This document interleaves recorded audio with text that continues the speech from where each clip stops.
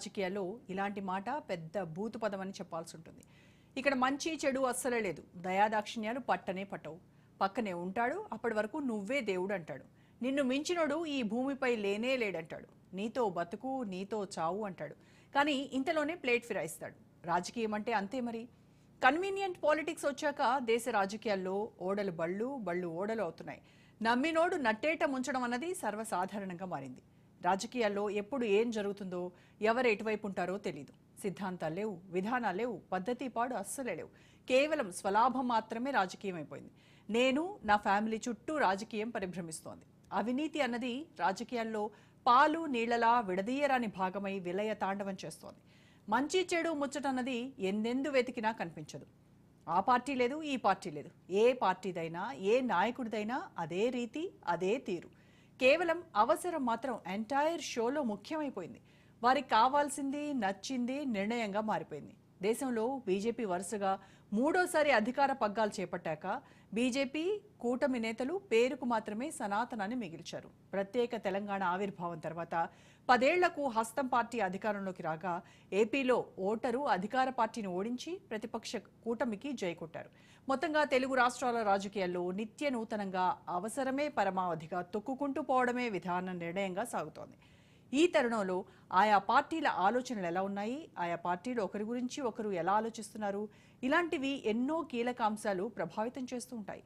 ఆయా పార్టీల కేంద్ర కార్యాలయాల నుంచి తీసుకుంటున్న నిర్ణయాలు ఏంటి అన్న దానిపై ప్రజలకు మరింత సమాచారం చెప్పాలన్న ఉద్దేశంతో పార్టీ హెడ్ క్వార్టర్స్ కార్యక్రమాన్ని నిర్వహిస్తున్నాం.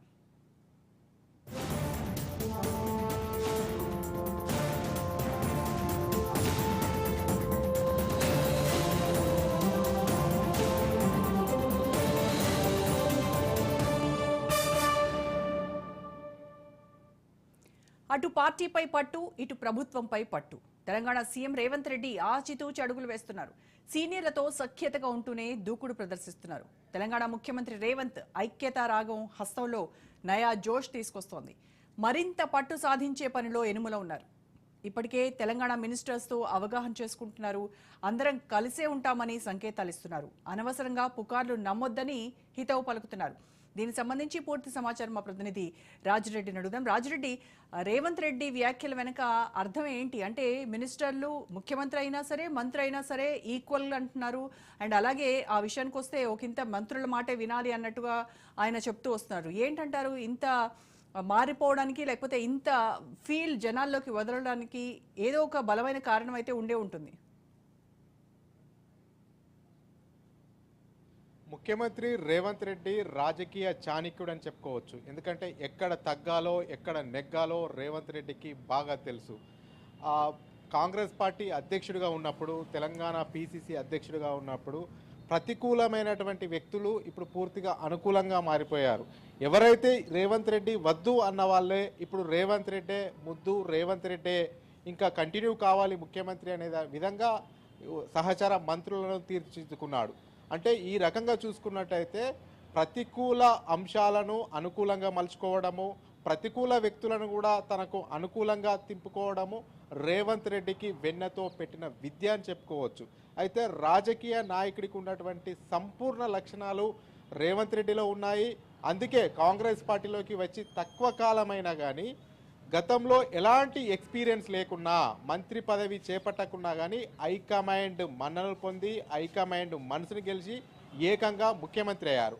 ముఖ్యమంత్రి అయిన తర్వాత సీనియర్ నేతలు ఉన్నారు. మరి ముఖ్యమంత్రి అయిన తర్వాత రేవంత్ రెడ్డి ఏ రకంగా సమర్థవంతంగా తన పాలన కొనసాగిస్తారు అనేది కూడా రాజకీయ వర్గాల్లో పెద్ద ఎత్తున అనుమానాలు ప్రారంభమయ్యాయి. అంతేకాకుండా ప్రతిపక్ష పార్టీలు కూడా సీనియర్లను తట్టుకొని ఏ రకంగా ముందుకు వెళ్తాడు అనే ఆలోచనలో పడ్డాయి. కానీ వాటన్నిటినీ పటాపంచలు చేశారు. ఎవరు ఏమనుకున్నా, ఏది చేసినా ఏది చేయకున్నా తాను చెప్పిందే చేస్తాను అనుకుంటూ అందరినీ సమన్వయం చేసుకుంటూ అందరి మంత్రులను కలుపుకుంటూ ఏకతాటిపై అందరి మంత్రులను తీసుకెళ్తూ పాలనను సాగిస్తున్నారు. ఏకంగా సంవత్సర కాలం ఇప్పటికే పూర్తయింది. సంవత్సర కాలంలో సక్సెస్ఫుల్ ముఖ్యమంత్రిగా ముందుకు సాగుతున్నారు. దీనికి అంతటికీ కారణము భిన్నత్వంలో ఏకత్వం.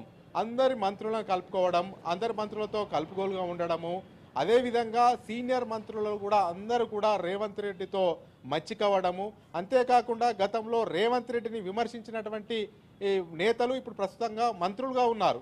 వాళ్ళే ఇంకా కొన్ని సంవత్సరాలు రేవంత్ రెడ్డే కంటిన్యూ కావాలి, సెకండ్ టర్మ్ కూడా రేవంత్ రెడ్డే ముఖ్యమంత్రి ఉండాలి అనే అభిప్రాయాన్ని వ్యక్తం చేస్తున్నారు. మీడియా ముందుకు వచ్చి చెప్తున్నారు. గతంలో మీడియా ముందు రేవంత్ రెడ్డిని విమర్శించినటువంటి నేతలే ఇప్పుడు రేవంత్ రెడ్డికి బాసటగా నిలుస్తున్నారు.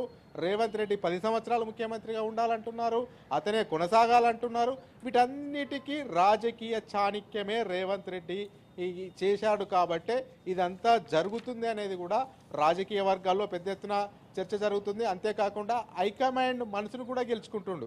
అయితే హైకమాండ్ మనసును కూడా గెలుచుకోవడానికి కారణం ఏంటంటే హేమాయేమి నేతలు ఉన్నారు కాంగ్రెస్లో, కండలు తిరిగిన నేతలు ఉన్నారు.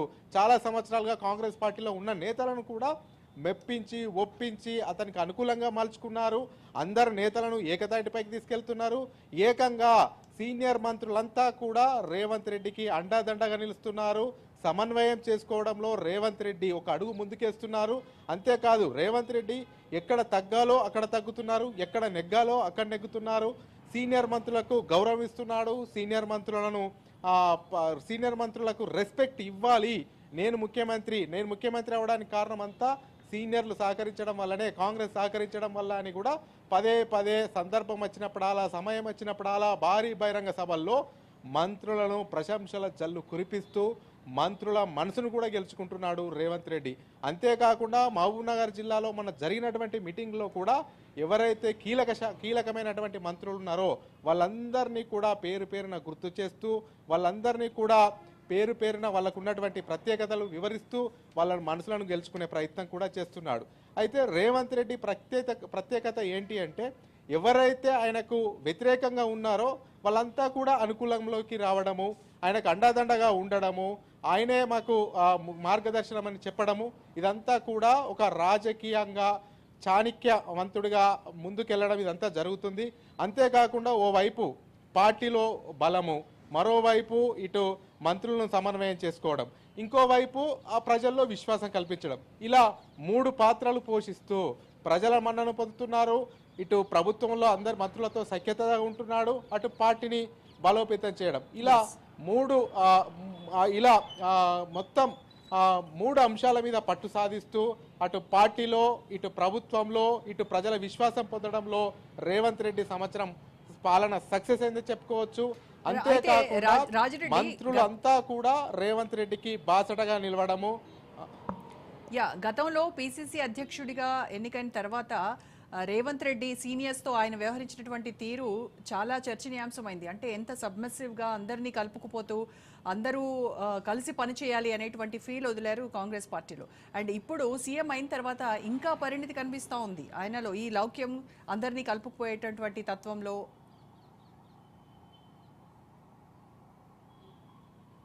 ఎగ్జాక్ట్లీ పిసిసి అధ్యక్షుడిగా ఉన్నప్పుడు ఎవరు వ్యతిరేకించినా ఎవరు సమర్థించినా తన పని తాను చేసుకుంటూ వెళ్ళాడు. సీనియర్ నేతలంతా వ్యతిరేకించారు, సీనియర్ నేతలు అతనికి బాసట నిలవలేదు. సీనియర్ నేతలకు రేవంత్ రెడ్డికి ఉప్పు నిప్పులాగా ఉండేది. సీనియర్ నేతలకు రేవంత్ రెడ్డికి తీవ్ర గ్యాప్ ఉండేది. ఒరిజినల్ కాంగ్రెస్, కొత్తగా వచ్చిన కాంగ్రెస్ అనేది కూడా పిసిసి అధ్యక్షుడు ఉన్నప్పుడు తీవ్ర దుమారం రేపాయి. అయితే వాటి అంతరాలనంతా కూడా ఇప్పుడు పక్కకు జరిపారు.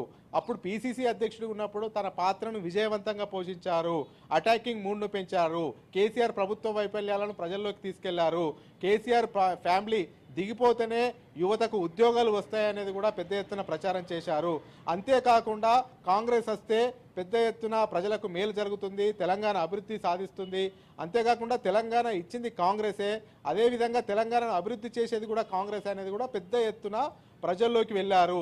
సీనియర్ నేతలు ఎవరి నియోజకవర్గాలకు వాళ్ళే పరిమితమయ్యారు, ఎవరి జిల్లాలకు వాళ్ళే పరిమితమయ్యారు. అప్పుడు పిసిసి అధ్యక్షుడిగా రాష్ట్ర వ్యాప్తంగా విస్తృతంగా ప్రచారం చేశారు, చాలా బహిరంగ సభల్లో పాల్గొన్నారు. అతను తిరగని జిల్లా లేదు. చాలా నియోజకవర్గాల మట్టుకు కూడా 80-90% నియోజకవర్గాల్లో కూడా ప్రచారాన్ని కవర్ చేశారు. పెద్ద ఎత్తున కాంగ్రెస్కి అనుకూలమైనటువంటి రిజల్ట్ వచ్చింది. తర్వాత ముఖ్యమంత్రిగా హైకమాండ్ రేవంత్ రెడ్డిని నియమించింది. నియమించిన తర్వాత కూడా చాలా అనుమానాలు వ్యక్తం చేశారు.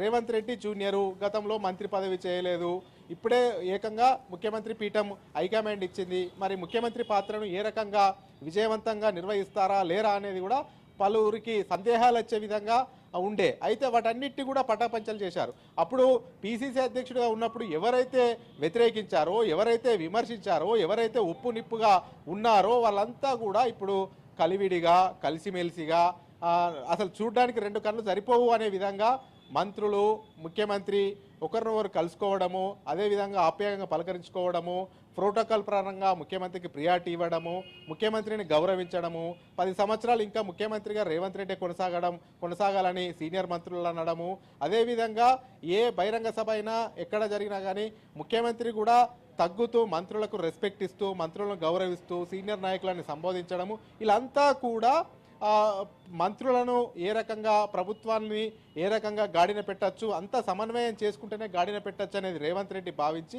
ఇదంతా కూడా ఎక్కడ నెగ్గాలో కాదు, ఎక్కడ తగ్గాలో అనేది కూడా చూపిస్తున్నారు. ప్రజల్లో విశ్వాసంలో కల్పించడంలో నెగ్గుతున్నారు. అదేవిధంగా మంత్రులతోని కలిసిమెలిసి ఉండడము, సమన్వయం చేసుకోవడంలో తగ్గుతున్నారు.